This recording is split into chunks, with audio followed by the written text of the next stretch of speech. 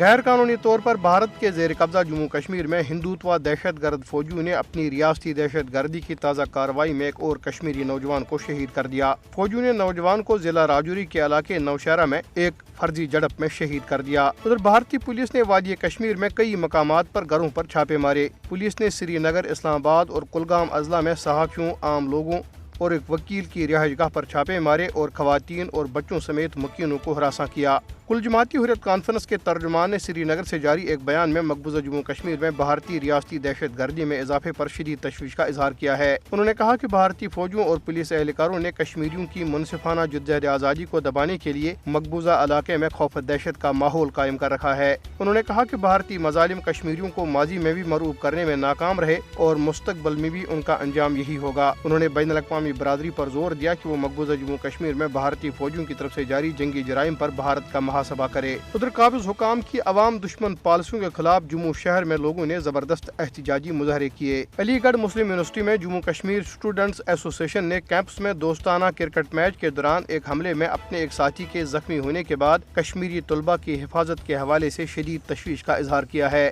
ایسوسی ایشن نے ایک بیان میں کہا کہ اس نے اتر پردیش کے وزیر اعلیٰ یوگی آدتیہ ناتھ کو خط لکھا ہے کہ وہ ریاست کے مختلف کالجوں میں زیر تعلیم مقبوضہ جموں کشمیر کے تمام طلبہ کی حفاظت کو یقینی بنائیں۔ اتر پردیش کی علی گڑھ مسلم یونیورسٹی میں بھارت کے غیر قانونی زیر قبضہ جموں کشمیر کا ایک طالب علم ساجد حسین اس وقت شدید زخمی ہو گیا تھا جب ایک ساتھی طالب علم شوبت سنگھ نے کرکٹ میچ کے دوران اس کے سر پر پلہ دے مارا تھا۔ جموں کشمیر اسٹوڈنٹس ایسوسی ایشن کے کنوینر ناصر خرہامی نے MAU حکام پر زور دیا کہ وہ متاثرہ طالب علم پر حملہ کرنے والے طالب علم کو فوری طور پر سزا دے۔ انہوں نے کہا کہ اس طرح کے واقعات کشمیری طلبہ میں عدم تحفظ کے احساس کو جنم دے رہے ہیں۔